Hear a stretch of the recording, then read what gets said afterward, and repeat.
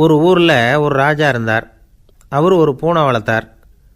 ரொம்ப செல்லமாக அவர் அந்த பூனையை வளர்த்தார். அவர் என்ன பண்ணுவார் தெரியுமா? இரவு நேரத்தில் அந்த பூனையோட தலையில் ஒரு விளக்கை வச்சுருவார். அந்த பூனை ரொம்ப ஜாக்கிரதையாக அந்த விளக்கு கீழே விழுந்துடாமல் பார்த்துக்கும். தலையை ஆட்டாமல் ரொம்ப நிதானமாக ராஜா பின்னாடி நடந்து போய்கிட்டே இருக்கும். அந்த விளக்கு வெளிச்சத்தில் எல்லா வேலைகளையும் செஞ்சுருவார். கையில் ஒரு விளக்கை தனியாக எடுத்துகிட்டு போக வேண்டிய அவசியமே இல்லை. விளக்கை தூக்கிட்டு போகிற வேலையை அந்த பூனை பார்த்துக்கும். அதனால் ராஜாவுக்கு அந்த பூனை மேலே ரொம்ப பிரியம். மந்திரிகளையெல்லாம் கூப்பிட்டு அவங்கக்கிட்ட சொல்லுவார், பார்த்தீங்களா இந்த பூனை எவ்வளவு விசுவாசமாக நடக்குது, என் பேரில் எவ்வளவு மரியாதை பார்த்தீங்களா அதுக்கு அப்படிம்பார். இதை கேட்டுவிட்டு அங்கேருந்து அமைச்சர்களில் ஒருத்தர் சொன்னார், மன்னா நீங்கள் சொல்கிறது சரிதான், இருந்தாலும் இந்த பூனையோட விசுவாசத்தை நாம் கொஞ்சம் சோதித்து பார்க்க வேண்டியிருக்கு அப்படின்னாராம். சரி, உங்கள் ஆசையை ஏன் கெடுக்கணும், நல்லா சோதித்து பாருங்கள் அப்படின்னு சொல்லிவிட்டார் ராஜா. உடனே அந்த அமைச்சர் என்ன பண்ணார் தெரியுமா? எங்கேயோ புறப்பட்டு போனார். ஒரு 5-6 எலிகளை பிடிச்சிக்கிட்டு வந்தார். அரண்மனையில் ராஜா ஏதோ வேலை பார்த்துக்கிட்டு இருக்கிறாரு. பக்கத்தில் அந்த பூனை ரொம்ப பணிவாக நின்றுக்கிட்டு இருக்குது. அது தலையில் விளக்கு எரிஞ்சிக்கிட்டு இருக்கு. அமைச்சர் தான் பிடிச்சிக்கிட்டு வந்த எலிகளை அந்த பூனை பார்வையில் படுறது மாதிரி எதிரில் விட்டார். அந்த எலிகள்லாம் அங்கேயும் இங்கேயும் ஓட ஆரம்பிச்சிது. அதை பார்த்தது பூனை, அவ்வளவுதான். தலையில் இருக்கிற விளக்கை பற்றியும் கவலைப்படலை, ராஜாவை பற்றியும் கவலைப்படலை. ஒரே பாய்ச்சலாக பாஞ்சு எலிகளை துரத்த ஆரம்பிச்சுட்டுது. தலையில் இருந்த விளக்கு எங்கேயோ போய் விழுந்தது, அணைஞ்சு போச்சு. இருட்டில் ராஜா தடுமாற ஆரம்பிச்சுட்டார். இந்த சமயத்தில் அந்த அமைச்சர் மறுபடியும் விளக்கை ஏற்றினார். வெளிச்சம் வந்தது. அதுக்கப்புறம் அந்த அமைச்சர் பேசினார், அரசே, பூனையோட விசுவாசத்தை பார்த்தீங்களா? எலி அது கண்ணில் படுற வரைக்கும் தான் விசுவாசமாக இருந்தது. அது மாதிரி எலியை பார்த்ததும் எல்லாத்தையும் விட்டுட்டு அதை துரத்த ஆரம்பிச்சுட்டு பார்த்தீங்களா? தான் அந்த பூனையை பற்றி நினச்சது தப்புங்கிறது அதுக்கப்புறம் தான் அந்த ராஜாவுக்கு புரிஞ்சுதான். சரி, இப்போ எதுக்கு இந்த கதையெல்லாம் அப்படிங்கிறீங்களா? இந்த பூனை மாதிரி தான் நம்ம மனசும். மனசை எவ்வளவு தான் பயிற்சி கொடுத்து பக்குவமாக வச்சுருந்தாலும் பார்க்குறதுக்கு பரமசாது மாதிரி தான் இருக்கும். பார்க்க வேண்டியதை பார்த்துட்டுதுன்னா பாஞ்சிரும். இந்த பூனை மாதிரி புலன் இன்ப பொருள்கள் கிட்டாத வரைக்கும் மனம் அடங்கி இருக்கிறது மாதிரி தான் தெரியும். கொஞ்சம் வாய்ப்பு கிடைச்சாலும் அது குதிக்க ஆரம்பிச்சிடும், தப்பு பண்ண ஆரம்பிச்சிடும். பெரிய பெரிய முனிவர்கள் வாழ்க்கையில் நடந்த வீழ்ச்சி இதை தான் நிரூபிக்குது. புலன்களின் ஆற்றல் அதிகம். அதனால் மனக்கட்டுப்பாடு பயிற்சிகளில் ரொம்ப எச்சரிக்கையாக இருக்கணுங்கிறார் சுவாமி சிவானந்தர். மது பழக்கத்தையே விட்டுவிட்டேன்னு உறுதியாக இருப்பான். கடை கண்ணில் பட்டுவிட்டதுன்னா கால் அவனை கேட்காமலே இழுத்துக்கிட்டு உள்ளே போயிடும். இதுதான் மனசுங்கிறது. அதுதான் அந்த ராஜா வளர்த்த பூனை. நம்மால் ஒருத்தன் அந்த ராஜா பூனை தலையில் விளக்க வச்சது மாதிரி இவன் தன்னுடைய தலையிலேயே ஒரு விளக்கை ஏற்றி வச்சுக்கிட்டு என்னத்தையோ தேட ஆரம்பித்தான். தேடிக்கிட்டு இருக்கிறான். தலையை ஆட்டாமல் நிதானமாக நடந்து ரொம்ப நேரமாக தேடிகிட்டு இருக்கிறான். அந்த சமயம் அங்கே வந்த ஒருத்தர், என்னத்தை தேடுறீங்கன்னு கேட்டார். அதுதான் மறந்து போச்சு அப்படின்னு இழுத்தான். சரி, கொஞ்சம் இப்படி உட்காருங்க, ஞாபகம் வந்ததும் தேட ஆரம்பிக்கலாம் அப்படின்னார் அவர். இவன் கொஞ்ச நேரம் உட்காந்து யோசித்தான். அப்புறம் திடீர்னு எழுந்திரிச்சான். ஞாபகம் வந்துட்டுதுன்னா. என்னன்னு கேட்டார். எங்கள் வீட்டில் இருந்த விளக்கை எங்கே வச்சேன்னு தெரியல, அதை தான் தேடிக்கிட்டு இருக்கிறேன், ஏற்றி வைக்கலாம்னு பார்க்குறேன் அப்படின்னா. ஒரு ராஜா இருந்தார். நாடு பூராவும் நிறைய மரங்களை நட்டு வளர்க்கணுங்கிறது அவரோட ஆசை.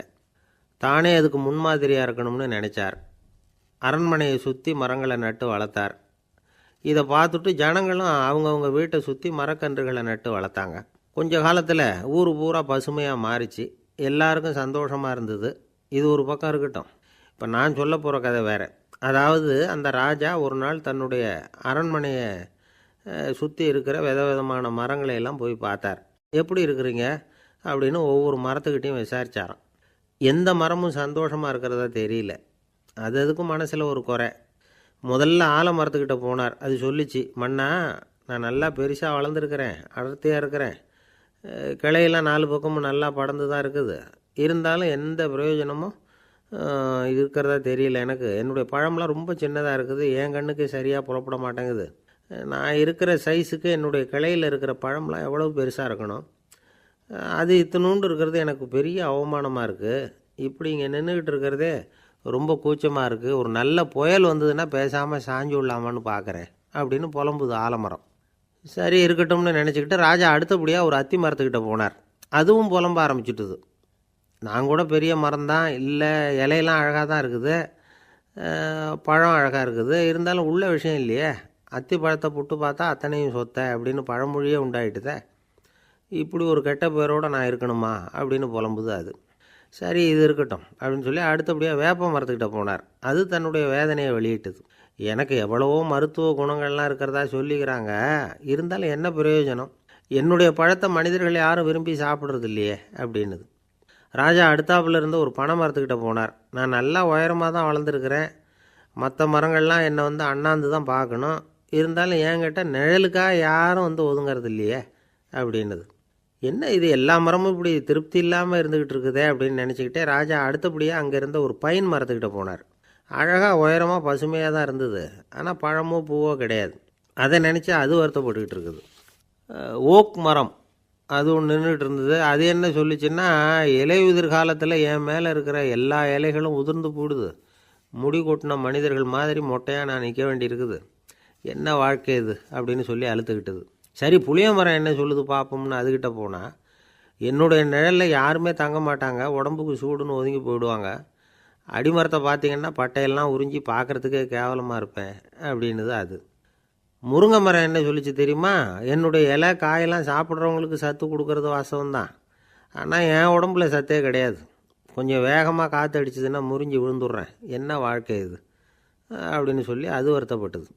ராஜா யோசனை பண்ணார், என்ன இது மரங்கள் பூமியின் வரங்கள்னு சொல்கிறோம், மழை பெய்யறதுக்கு அதுதான் காரணம், பூமி செழிப்பாக இருக்கிறதுக்கும் அதுதான் காரணம், வீடு கட்டுறதுக்கு மரம், நாற்காலி செய்ய உபயோகப்படுத்துறதுக்கும் அதுதான் உபயோகப்படுது, மனுஷனுக்கு வேண்டிய ஆகாரங்களையும் கொடுக்குது, இப்படிலாம் இருந்தும் எல்லா மரமும் நிம்மதி இல்லாமல் இருந்துக்கிட்டு இருக்குதே அப்படின்னு நினச்சார். அப்போது அங்கே இருந்த ஒரு மகிழ மரம் அவர் கண்ணில் பட்டுது. அந்த மரம் மட்டும் கொஞ்சம் நிம்மதியாக மகிழ்ச்சியாக இருக்கிறது மாதிரி தெரிஞ்சுது. உடனே ராஜா அதுக்கிட்ட போனார்.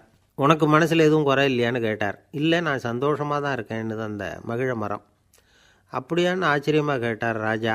ஆமாம் அண்ணா, இந்த இடத்துல நீங்கள் ஒரு முருங்கை மரத்தையோ வேப்ப மரத்தையோ கூட நட்டிருக்கலாம், ஆனால் இந்த இடத்துல நடுறதுக்கு என்ன தேர்ந்தெடுத்துருக்குறீங்க, அதுவே எனக்கு பெருமை, அதுவே எனக்கு திருப்தி அப்படின்னு தான் மகிழ மரம். மகிழ மரம் சாதாரணமாக தான் இருக்கும், இளம் மஞ்சள் நிறத்தில் பூக்கள், அது காய்ந்தும் மனம் வீசும். மகிழ மரம் மாதிரி மன திருப்தியோடு வாழறதுக்கு நாம் கற்றுக்கணுமா. நாம் இந்த உலகத்தில் ஒரு நாயாவோ நரியாவோ கூட பிறந்திருக்கலாம், மனுஷனாக பிறந்திருக்கிறோம், அதுவே பெருமை தானே. இந்த நிறைவு தான் மகிழ்ச்சியின் ரகசியம்.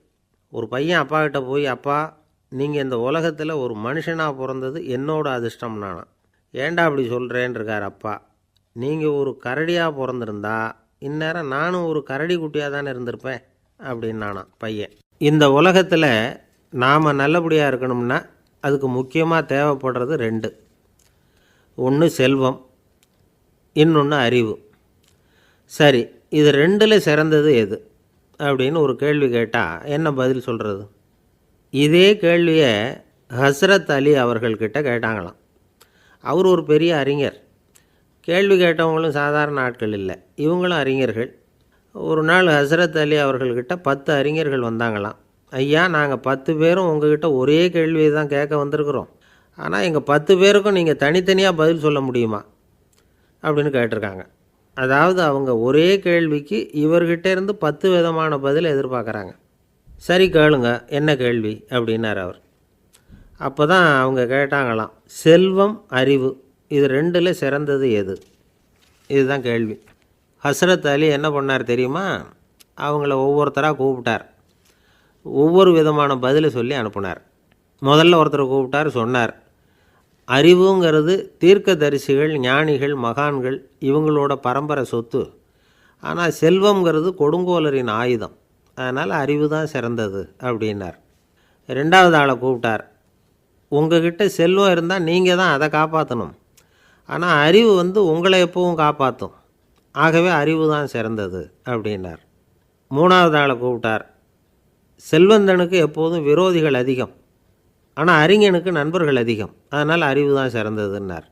அடுத்தவரை கூப்பிட்டார், செல்வம் அடுத்தவங்களுக்கு கொடுக்க கொடுக்க குறையும், ஆனால் கல்விங்கிறது அதிகரிச்சுக்கிட்டே வரும், கொடுக்கறதுனால குறையாது, அதனால் அறிவு தான் சிறந்ததுன்னார். இன்னொருத்தரை கூப்பிட்டார், அறிவுள்ளவன் எப்பவும் அதை அடுத்தவங்களுக்கு வாரி வழங்கிக்கிட்டே இருப்பான், அதனால் அவங்ககிட்ட தாராளத்தன்மை இருக்கும், ஆனால் செல்வந்தன்கிட்ட கஞ்சத்தனம் தான் இருக்கும், அதனால் அறிவு தான் சிறந்ததுன்னார். ஆறாவது நபரை கூப்பிட்டார், செல்வத்தை கள்வர்கள் திருடிட்டு போக முடியும், ஆனால் அறிவை அப்படி திருடிட்டு போக முடியாது அப்படின்னார். 7வது நபரை கூப்பிட்டார். செல்வம் வந்து கால ஓட்டத்தில் அழிஞ்சிரும், ஆனால் அறிவை வந்து கால ஓட்டம் ஒன்றும் பண்ண முடியாது, ஆகவே அறிவே சிறந்ததுன்னார்.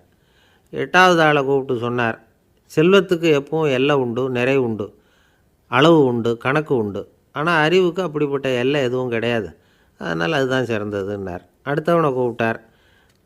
செல்வம் வந்து உள்ளத்தில் உள்ள ஒளியை வந்து போக்கிவிடும், இருட்டை உண்டாக்கிவிடும், விரிந்த மனப்பான்மையை வந்து குறுகலாக்கிவிடும். ஆனால் அறிவு அப்படி இல்லை, இருண்ட உள்ளத்தில் ஒளியை பாய்ச்சி அதை விசாலப்படுத்துது, அதுதான் சிறந்ததுன்னார். கடைசியாக 10வது நபரை கூப்பிட்டார். செல்வம் வந்து மனசில் செருக்கை உண்டாக்குது, ஆணவத்தை ஏற்படுத்துது, அதனால் நானே கடவுள்னு நினைக்கிற அளவுக்கு மனுஷனை வந்து தாழ்த்தி விடுது, ஆனால் அறிவு வந்து பணிவையும் பண்பாட்டையும் வளர்க்குது, அதனால் அறிவு தான் சிறந்ததுன்னார். ஆக இப்படி 10 பேருக்கும் 10 விதமாக பதில் சொன்னது மூலமாக ஹஸ்ரத் அலி அவர்கள் அறிவு தான் செல்வத்தை விட சிறந்தது அப்படிங்கிறதுக்கு 10 காரணங்களை சுட்டி காட்டியிருக்கார். அந்த அறிஞர் 10 பேர் கேட்ட ஒரே கேள்விக்கு 10 பதில் சொன்னார். நமக்கு வேண்டிய ஒருத்தர் 10 பேர் கேட்ட கேள்விக்கு ஒரே பதில் சொல்லி சமாளித்தார். கேள்வி என்ன தெரியுமா? என்கிட்ட வாங்கின கடனை எப்போயா திருப்பி கொடுக்க போகிற? இதுதான் அந்த 10 பேரும் கேட்ட ஒரே கேள்வி. இந்த மாதம் 26ஆம் தேதி தந்துடுறேன் அப்படிங்கிற ஒரே பதில் சொல்லி அவ்வளவு பேரையும் இவர் அனுப்பி வச்சுட்டாராம். எல்லாரும் போனதுக்கப்புறம் இவரை தனியாக கூப்பிட்டு கேட்டிருக்கிறாங்க, அது என்ன சார் கணக்கு, 26ஆம் தேதி அன்னைக்கு என்ன அதிசயம் நடக்க போகுது அப்படின்னு கேட்டிருக்காங்க. அதிசயம் அன்னைக்கு இல்லை, அதுக்கு நாளே நடக்க போகுதுன்னாராம். விவரமாக சொல்லுங்கன்னு இருக்காங்க. வேறு ஒன்றும் இல்லைங்க, 26ஆம் தேதி தானே எல்லாரையும் வர சொல்லியிருக்கிறேன், அதுக்கு நாளே நான் புறப்பட்டு தலைமறைவாயிட போகிறேன் அப்படின்னாராம் ரொம்ப பெருமையாக. துருக்மேனியாவில் அஷ்காபாத் அப்படின்னு ஒரு நகரத்தில் ஒரு புவியியல் விஞ்ஞானி இருந்தார். அவர் ஒரு நாய்க்குட்டி வளர்த்தார். ஒரு நாள் முன்னிரவு நேரம் ஒரு மேஜைக்கு முன்னாடி உட்காந்து அந்த விஞ்ஞானி ஏதோ கணக்கு போட்டுக்கிட்டு இருக்கிறார். அவருக்கு ஒரு சின்ன பெண் குழந்தை, அது தொட்டிலில் தூங்கிட்டு இருக்குது. அந்த நாய்க்குட்டியும் ஒரு மூலையில் படுத்து அது பாட்டுக்கு தூங்கிட்டு இருந்தது. ஒரே அமைதி. அந்த நேரத்தில் திடீர்னு அந்த நாய்க்குட்டி துள்ளி எழுந்திரிச்சிது, நேராக குழந்தைகிட்ட ஓடிச்சு. அந்த குழந்தைய அது போட்டிருந்த ட்ரெஸ்ஸோடு சேர்த்து கவ்வி தூக்குச்சு, தூக்கிக்கிட்டு வாசல் பக்கம் ஓடிச்சு. நாய்க்குட்டி குழந்தைய கவ்வி தூக்க முடியுமாங்கிற சந்தேகம் உங்களுக்கு இல்லையா? நீங்கள் வந்து நம்மூர் நாய்க்குட்டியவே பார்த்து பழக்கப்பட்டிருக்கீங்க, அதனால் நம்புறதுக்கு சிரமமாக இருக்கும். அந்த ஊர்லெலாம் அது வந்து ரொம்ப ஸ்ட்ராங்காக இருக்கும், ஒரு ஏதோ கண்ணுக்குட்டி மாதிரி இருக்கும். விஞ்ஞானி அதை பார்த்துட்டார். உடனே அந்த நாய்க்கு வந்து வெறி பிடிச்சிட்டுதுன்னு முடிவு பண்ணிவிட்டு தன்னோட கை துப்பாக்கி எடுத்துக்கிட்டு ஓடி வந்தார். அவர் வெளியில் வந்து நாய்க்குட்டி எங்கே அப்படின்னு பார்த்து தேடுறார். அந்த நேரத்தில் அந்த வீடு வந்து இடிஞ்சு விழுது. காரணம் பூமி அதிர்ச்சி. இப்படி பூமி அதிர்ச்சி உண்டாக போகுதுங்கிறது அந்த நாய்க்குட்டிக்கு முன்னாடியே தெரிஞ்சு போச்சு. அதுதான் குழந்தைய தூக்கிட்டு வெளியில் ஓடி வந்திருக்குது. அது மூலமாக அந்த குடும்பத்தையே காப்பாற்றியிருக்குது அந்த நாய்க்குட்டி. இந்த சம்பவம் நடக்கிறதுக்கு 3 நாளைக்கு முன்னாடியே சில பிராணிகளுக்கு இப்படி நடக்க போகுதுங்கிறது தெரிஞ்சிருக்குதான்.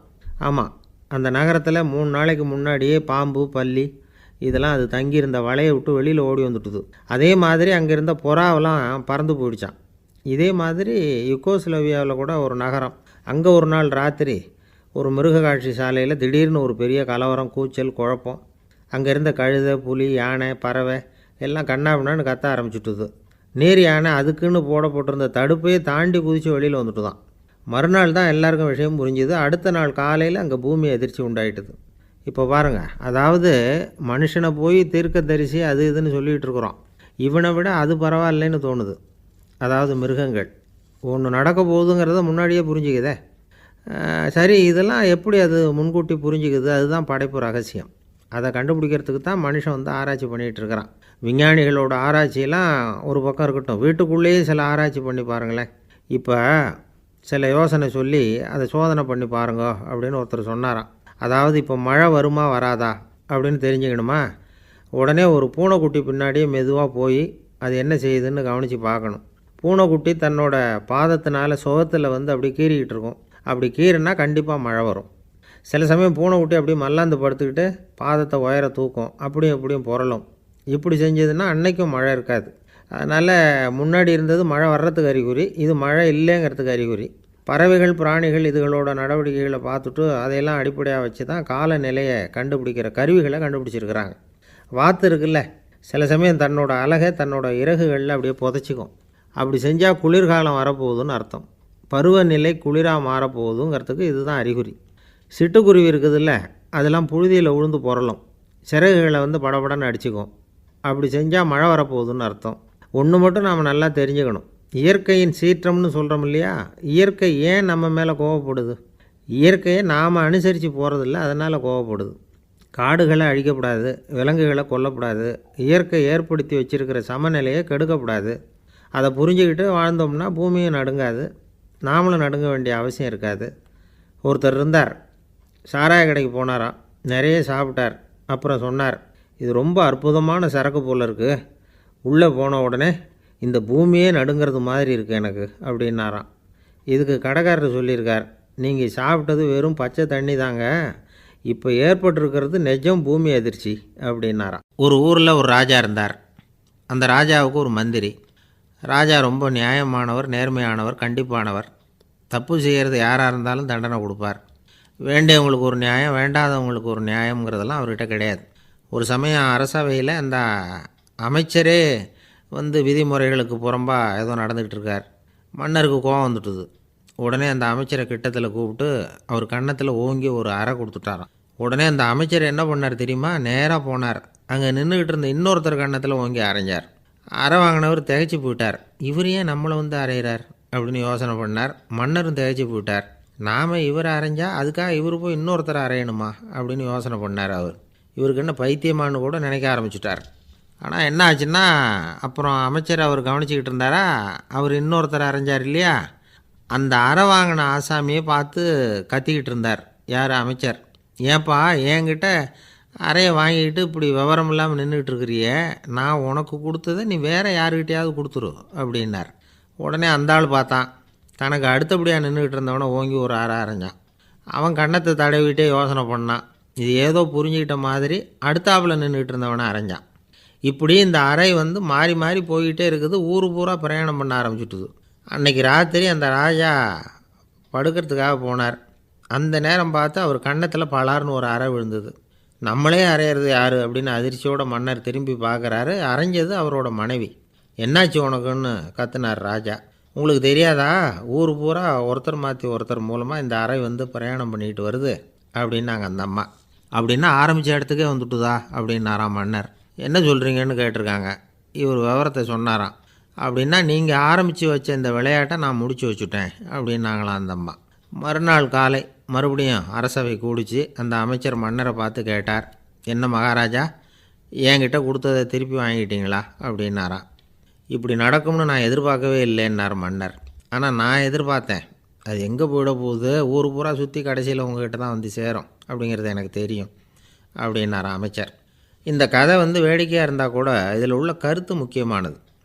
இந்த உலகத்தில் பல கருத்துக்கள் இப்படி தான் மாறி மாறி சுற்றி வந்துக்கிட்டே இருக்குது. நம்மளும் ஒருத்தன் தன்னுடைய நண்பன் ஒருத்தனை கடத்தரில் பார்த்தான். உடனே ஓடி போய் பலார்னு ஒரு அறை கொடுத்தானான். அவன் கன்னத்தை தடவிட்டு ஏன்டா என்ன அரைஞ்சேன்னு கேட்டிருக்கான். நீ ஏன்டா என்னை முட்டாள்னு என் மனைவிட்ட போய் சொன்னேன் அப்படின்ட்டுருக்கான் அவன். உன்னை ஒரு முட்டாள்னு சொன்னதுக்காகவா நீ என்ன அரைஞ்சே அப்படின்னு கேட்டிருக்கான் இவன்.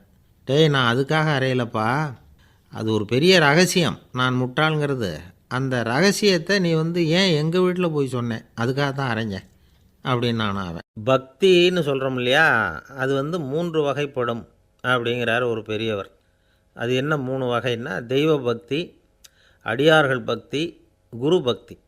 அடியார் பக்தியை விட தெய்வ பக்தியை விட குரு பக்தி தான் ரொம்பவும் சிறந்ததுங்கிறார் அவர். தெய்வத்துக்கிட்ட செஞ்ச பாவம் குருநாதர்கிட்ட தீர்ந்துருமா, குருநாதர்கிட்ட செஞ்ச பாவம் தெய்வத்துக்கிட்ட போனாலும் தீராதான். இப்படி பெரியவங்கள்லாம் சொல்லி வச்சுருக்கிறாங்க. ஒரு காடு, அங்கே அயோத தௌமியர் அப்படின்னு ஒரு தபோதனர், அவர் பல மாணவர்களை ஒன்றா சேர்த்து ஒரு குருகுலம் நடத்திக்கிட்டு இருக்கிறார். பல தரப்பட்டவங்க, பல திறப்பட்டவங்க மாணவர்கள் அதில் சேர்ந்து படிச்சுக்கிட்டு இருக்கிறாங்க. பாஞ்சால ராஜகுமாரன் ஒருத்தனும் அந்த குருகுலத்தில் சேர்ந்து படிச்சுக்கிட்டு இருக்கிறான். அவன் பேர் ஆருணி. பெரிய இடத்து புள்ள, இருந்தாலும் படுப்பில் ரொம்ப கெட்டிக்காரனாக இருந்தான். அவன் தான் அங்கே முதல் மாணவன். ஒரு நாள் குருநாதர் அந்த அரசகுமாரனை கூப்பிட்டார். நம்ம குருகுலத்துக்கு சொந்தமான வயலில் தண்ணீர் பெருகி வெள்ளம் வந்து பயிரை வந்து அழிக்குதான், அதனால் நீ போய் மடையை அடைச்சிட்டு வந்துரு அப்படின்னார். அந்த அரசகுமாரன் உடனே புறப்பட்டான். குருநாதர் சொல்லிட்டார்ல, உடனே புறப்பட்டான். நான் பெரிய இடத்து பிள்ளையாச்சே, ராஜகுமாரனாச்சே, ரொம்ப செல்வாக்கோடு வளர்ந்தவனாச்சே, நான் போய் வயலில் இறங்கி வேலை செய்கிறதா அப்படின்னுலாம் அவன் நினைக்கல. குருநாதர் கட்டளையை நிறைவேற்ற வேண்டியது நம்ம கடமை அப்படின்னு நினச்சான். உடனே ஒரு மண்வெட்டியை தூக்கி தோளில் வச்சுக்கிட்டு புறப்பட்டு போயிட்டான். வயலுக்கு போனான். பார்த்தான், தண்ணி கரையை உடச்சிக்கிட்டு வயலுக்குள்ளே ஏகமாக பாஞ்சிக்கிட்டு இருக்குது. இவன் மண்வெட்டியால் களிமண்ணை புல்லோடு சேர்த்து புல் பற்ற மாதிரி வெட்டி வெட்டி போட்டான். இருந்தாலும் மடையை அடைக்க முடியல. தண்ணி அதை மீறி வந்துக்கிட்டே இருக்குது. தண்ணி வேகமாக வயலுக்குள்ளே போய்கிட்டே இருக்குது. போடுற பத்தையெல்லாம் கரைஞ்சி கரைஞ்சி போயிட்டுருக்கு. இருந்தாலும் இவன் தன்னுடைய முயற்சியை கைவிடலை. வெட்டி வெட்டி போட்டுக்கிட்டே இருக்கிறான். காலையில் அங்கே போனவன் சாயந்தரம் வரைக்கும் இப்படி செஞ்சுக்கிட்டு இருக்கிறான். உடம்பும் மனசும் ரொம்பவும் சோர்ந்து போச்சு. இருந்தாலும் குருநாதர் இட்ட கட்டளையை நிறைவேற்றாமல் இருக்கிறோமேங்கிற ஒரு குறை அவனுக்கு இருக்குது. குரு கட்டளையை நிறைவேற்றாத நான் இன்னமும் இருக்கணுமா அப்படின்னு யோசனை பண்ண ஆரம்பிச்சிட்டான். என்ன செய்யலாம்னு பார்த்தான். நம்ம குருநாதர் இட்ட பணிக்காக இந்த உடம்பையே தியாகம் பண்ணலாம் அப்படின்னு முடிவு பண்ணான். தண்ணி பாயுதில் அதுக்கு குறுக்க விழுந்து அப்படியே மடையை அடைச்சிக்கிட்டு அப்படியே படுத்துட்டான். இது மற்றவங்களுக்கு தெரியாது. அன்னைக்கு ராத்திரி ஒரு விளக்கு முன்னாடி உட்காந்து குருநாதர் பிள்ளைங்களுக்கு பாடம் சொல்லி கொடுத்துக்கிட்டு இருக்கிறார். வரிசையில் இருக்கக்கூடிய ராஜகுமாரனை காணலை. நம்ம ஆருணி எங்கே போனா அப்படின்னு சொல்லி மற்ற மாணவர்களை விசாரித்தார். இப்போ அவங்க சொன்னாங்க, சுவாமி அவன் காலையில் வயலுக்கு மடையை அடைக்கிறதுக்காக போனான், நீங்கள் தான் போக சொன்னீங்க, இன்னும் திரும்பி வரல அப்படின்னு அவர் பையன். குருநாதர் உடனே ஒரு தீவெட்டி எடுத்துக்கிட்டு மாணவர்களை அழைச்சிக்கிட்டு வயலுக்கு போனார். அங்கே போய் பார்த்தா ஆளை காணும். ஆருணி ஆருணின்னு சொல்லி சத்தம் போட்டு கூப்பிட்டு பார்க்குறார். நான் இங்கே இருக்கேன் குருநாதா அப்படின்னு காலுக்கு அடியிலேருந்து ஒரு சத்தம் வருது. குனிஞ்சு பார்த்தா அவன் மடையில் படுத்துருக்குறான். என்னப்பா இதுன்னார். காலையிலேருந்து இந்த மடையை அடைச்சி பார்த்தேன் சுவாமி, முடியல, அதனால் இப்படி குறுக்க படுத்துட்டேன். என்னை தாண்டறதுக்கு பயந்து போய் தண்ணியே தேங்கி நின்றுட்டுது அப்படின்னா. அவனுடைய குரு பக்தியையும் அவனை தாண்டறதுக்கு அஞ்சு நிற்கிற தண்ணி தேக்கத்தையும் பார்த்துட்டு எல்லாரும் ரொம்ப ஆச்சரியப்பட்டு போயிட்டாங்களாம். ஆருணி எழுந்திரிச்சு வா அப்படின்னு கூப்பிட்டாரான் குருநாதர். அவன் தண்ணீரை பொழந்துக்கிட்டு எழுந்திரிச்சு வந்தானான். அதனால் அவனுக்கு உத்தாலகன் அப்படின்னு ஒரு பேர். உத்தாலகன்னா தண்ணீரை பிளந்தவன் அர்த்தம். அந்த உத்தாலகன் மாதிரி இந்த காலத்து மாணவர்களுக்கும் குரு பக்தி வேணும் அப்படின்னு சொன்னோம் ஒரு பள்ளிக்கூடத்தில். உடனே நிறைய மாணவர்கள் எழுந்திரிச்சு நின்னாங்க. சார், நீங்கள் எங்களை இன்னமும் சரியாக புரிஞ்சுக்கலன்னு நினைக்கிறோம். அன்னைக்காவது ஒருத்தன் அப்படி இருந்தான், இன்றைக்கி ஏகப்பட்ட உத்தாலகர்கள் இருக்கிறோம்.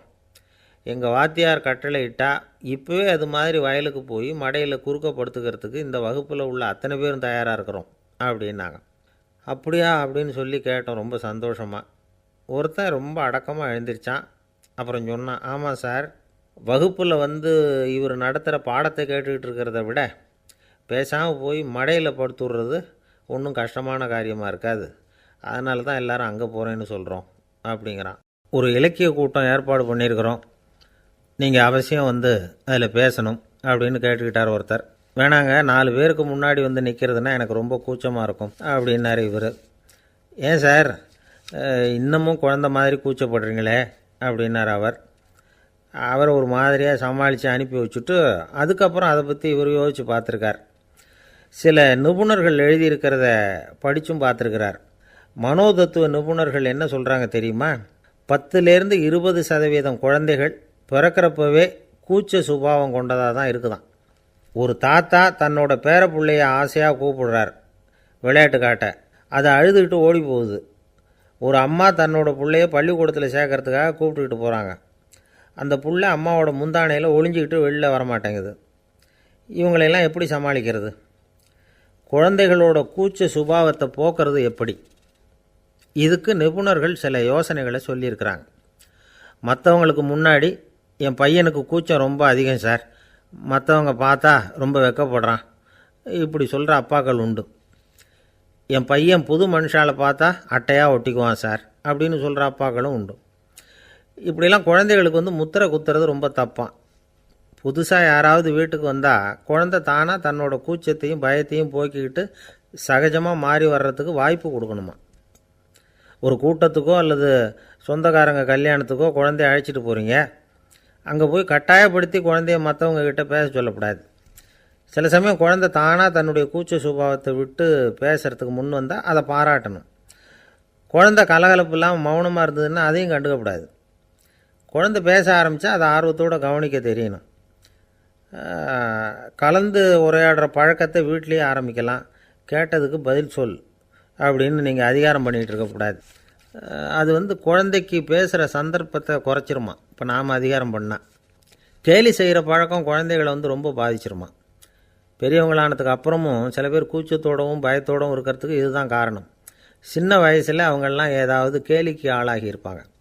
ரெண்டாவது குழந்தை மூத்த குழந்தைய கேலிக்கு ஆளாகிற சந்தர்ப்பங்களை கண்டு கேலி பண்ணினா அது இளம் நெஞ்சங்களை விட்டு நீங்கிறதே இல்லையா. எப்பவும் குழந்தையோட நடை உடை பாவனைகளை பற்றி சொல்லிக்கிட்டே இருக்கக்கூடாதான். அதுவே கூச்ச சுபாவத்தை கொண்டுகிட்டு வந்துடுமா. அப்பா எங்கேன்னு யாராவது கேட்டால் இது மாதிரி இன்ன காரியத்துக்காக வெளியில் போயிருக்கார், இத்தனை மணிக்கு திரும்பி வருவார் அப்படின்னு சொல்கிற அளவுக்கு குழந்தைகளை பழக்கப்படுத்தி வைக்கணும். ஃபோன்லேயே யாராவது விசாரித்தா கூட இது மாதிரி பதில் சொல்லு அப்படின்னு சொல்லணும். சின்ன சின்ன மீட்டிங்கில் 4 வார்த்தை பேச தயார் பண்ணலாம். ஒரு கடையிலையோ அல்லது ஹோட்டல்லையோ ஏதாவது விவரம் கேட்கணும்னா உங்கள் குழந்தைய தைரியமாக அனுப்புங்க. குழந்தைகள் பணிவாகவும் பொறுமையாகவும் விவரம் கேட்குறப்போ கூச்ச சுபாவம் தானாக போயிடும். சின்ன வயசுலேயே இப்படிலாம் பழக்கப்படுத்தினா தான் வருங்காலத்தில் தைரியமாக இந்த சமுதாயத்தில் வாழ முடியும். இல்லைன்னா 60 வயசுலேயும் அடுப்பங்கரையை விட்டு வெளில வர்றதுக்கு கூச்சப்பட்டுக்கிட்டு தான் இருக்க வேண்டியிருக்கும். இந்த காலத்து பிள்ளைங்க எவ்வளவோ பரவாயில்ல, எதுக்கும் தயங்குறதில்ல, கூச்சப்படுறதில்ல. ஒரு அம்மா அடுப்பங்கரையிலேருந்து சத்தம் போட்டாங்க, டேய் ராமு, தயவு பண்ணி அந்த டிவியை நிறுத்துறா, அந்த பெண்ணோட குரல் மகா மோசம், அடுப்பங்கரையில் இருக்கிற என்னாலேயே அதை சகிச்சிக்க முடியல அப்படின்னாங்களாம்.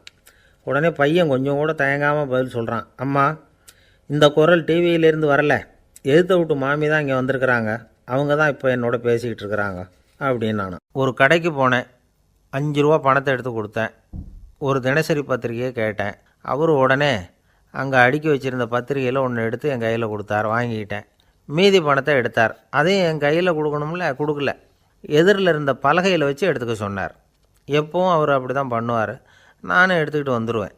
இவர் ஏன் இப்படி பண்ணுறாருங்கிறது எனக்கு ரொம்ப நாளாக ஒரு சந்தேகம்.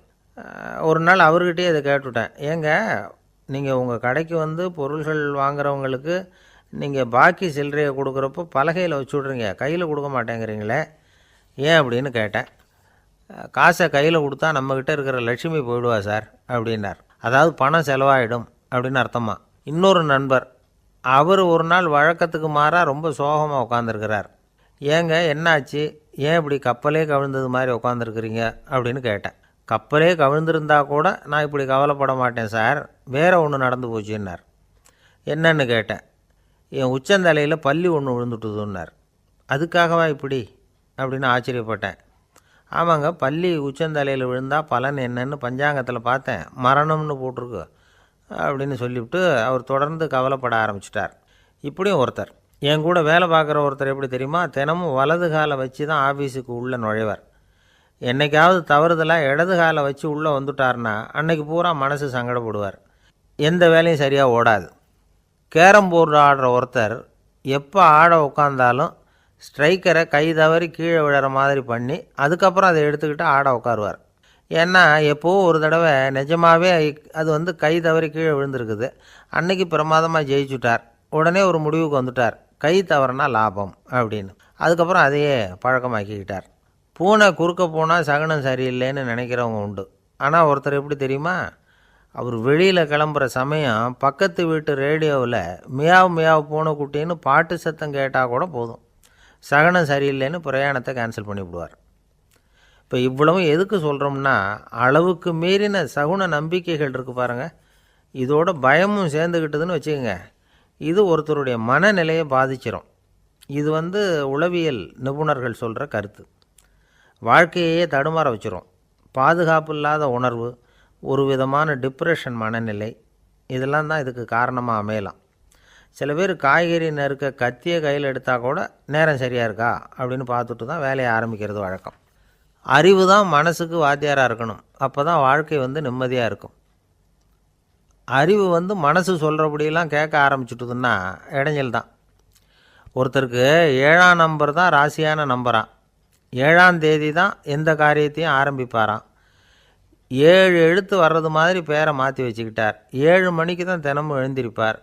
7ஆம் நம்பர் வீட்டில் தான் குடியிருக்கார். கல்யாணம் கூட 7ஆம் தேதி தான் பண்ணிக்கிட்டார்.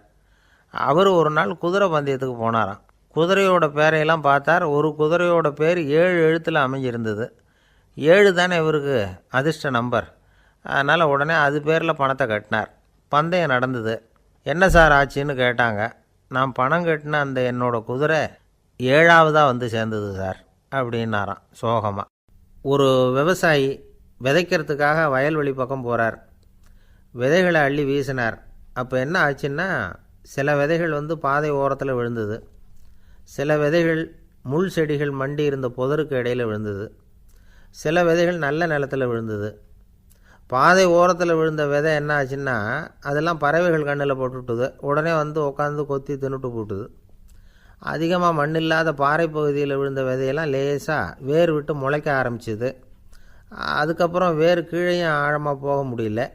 மேலேயும் சூரிய வெப்பம் அதிகம் தாங்க முடியல. எல்லாம் காஞ்சி கருகி போட்டுது. புதர் பகுதியில் சில விதைகள் விழுந்தது இல்லையா, முள் செடிகள் காடாக மண்டி போயிருந்தது. அதனால் முளைச்சி வர்ற செடிக்கு நெருக்கடி அதிகமாக போட்டுது. சரியாக வளர முடியல. விளைச்சலும் சரியாக இல்லை. நல்ல நிலத்தில் விழுந்த விதைகள் மட்டும் நல்லா முளைச்சிது, நல்லா வளர்ந்தது. விளைச்சலும் பிரமாதமாக இருந்தது. இந்த கதையை சொல்லிவிட்டு கேட்க செவியுள்ளோர் கேட்கட்டும் அப்படிங்கிறார் இயேசு பெருமான். ஆமாம், இயேசு கடலில் நின்ற படகு ஒன்றில் உட்காந்துருக்கிறார். கடற்கரையில் ஏராளமான மக்கள் உட்காந்துருக்கிறாங்க. அந்த சமயத்தில் தான் இயேசு வந்து ஓமைகள் மூலமாக மக்களுக்கு பல உண்மைகளை சொல்லிகிட்டு இருக்கிறார். மக்கள் அந்த கதையை கேட்டுட்டு ஒன்றும் புரியாமல் முழிக்கிறாங்க. அதை கவனித்த இயேசு அந்த ஓமையை விளக்க ஆரம்பித்தார். இதில் அந்த விதைக்கிறவர் தான் இறைவன். அவருடைய வார்த்தைகளை விதைக்கிறார். அந்த வார்த்தைகளை கேட்கிற மக்கள் அந்த விழுந்த விதைகள் மாதிரி 4 வகையானவர்கள். சில பேர் பாதை ஓரத்தில் விழுந்த விதைகள் மாதிரி. இறைவன் வார்த்தைகளை அவங்க கேட்குறாங்க. ஆனால் தீய எண்ணங்கள் செய்கைகள் மூலமாக விதைக்கப்பட்ட வார்த்தைகள் அழிஞ்சு போடுது. இறைவன் வார்த்தைகளை கேட்ட உடனே மகிழ்ந்து போய் உடனே சில பேர் அதை ஏற்றுக்கிறாங்க. இவங்கெல்லாம் அந்த பாறை பகுதியில் விழுந்த விதைகள் மாதிரி. அதனால் இவங்கெல்லாம் வேறு இல்லாதவங்க. கொஞ்ச காலத்துக்கு இறை வார்த்தைகளுக்கு கீழ்ப்படிந்து நடப்பாங்க. அதனால் ஏதாவது இடைஞ்சல் ஏற்பட்டால் உடனே தடுமாறுவாங்க. தங்கள்கிட்ட இருக்கிற நல்ல பண்புகளை விட்டுட்டு பாவ வழிகளுக்கு போயிடுவாங்க. முள் செடிகளுக்கு இடையில் விழுந்த விதைகள் மாதிரி உள்ளவங்க யாருன்னா, இவங்களுக்கு உலக கவலை உண்டு. செல்வத்தின் மீது மயக்கம் உடையவர்கள். உலக ஆசைகள் இவங்களுக்குள்ளே பூந்துடுறதுனால அங்கே இருக்கிற நல்ல பண்புகள் வந்து மறைஞ்சு போயிடுது. அதனால் அவங்களும் உபயோகம் இல்லாதவங்களாக ஆயிடுறாங்க. நல்ல மனிதர்கள் நல்ல நிலத்தில் விழுந்த விதைகளுக்கு ஒப்பானவர்கள். இவங்க வந்து இறை வார்த்தையை கேட்குறாங்க, அதை ஏற்றுக்கிறாங்க. அவங்களும் நல்லபடியாக வாழுறாங்க. அடுத்தவங்களுக்கும் உபயோகமாக இருப்பாங்க. இதுதான் இயேசு சொன்ன விளக்கம். நல்ல வார்த்தைகளை கேளுங்கள், நல்ல வார்த்தைகளை ஏற்றுக்கொள்ளுங்கள், அடுத்தவங்களுக்கு உபயோகமாக இருங்க. இதுதான் பெரியவங்கள்லாம் நமக்கு சொல்லுகிற உபதேசம். ஒரு அப்பா தன்னுடைய மகனுக்கு உபதேசம் பண்ணார். இதை பாருப்பா, நல்ல வார்த்தைகளை கேட்கணும். எப்போதுமே மகன் வந்து அப்பா பேச்சை கேட்குறது நல்லது அப்படின்னாராம். நீ ஏதாவது ஒரு தப்பு பண்ணால் என் தலையில் ஒரு முடி நரைச்சி வெள்ளையாக போடும்பா.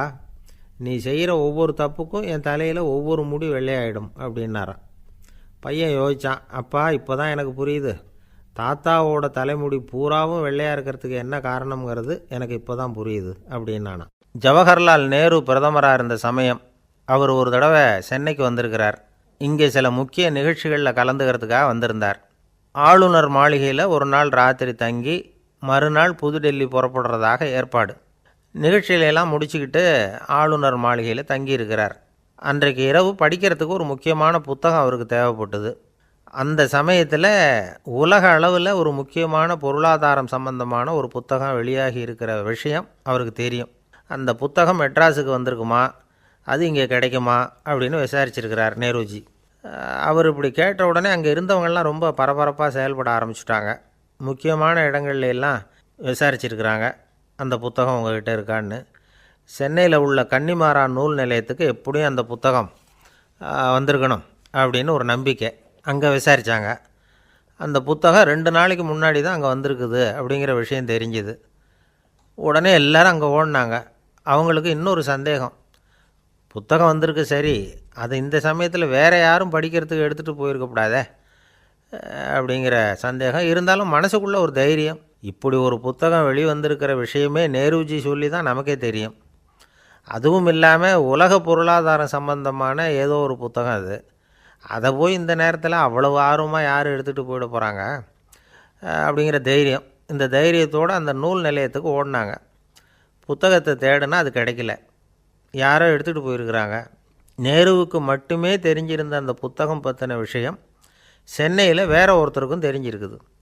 உடனே எல்லாரும் பரபரப்பாக அந்த அதுக்குன்னு இருக்கிற ரிஜிஸ்டர் இருக்குல்ல, பதிவேடு, அதை புரட்டி பார்க்குறாங்க யார் எடுத்துகிட்டு போகிறாங்கன்னு தெரிஞ்சுக்கிறதுக்காக.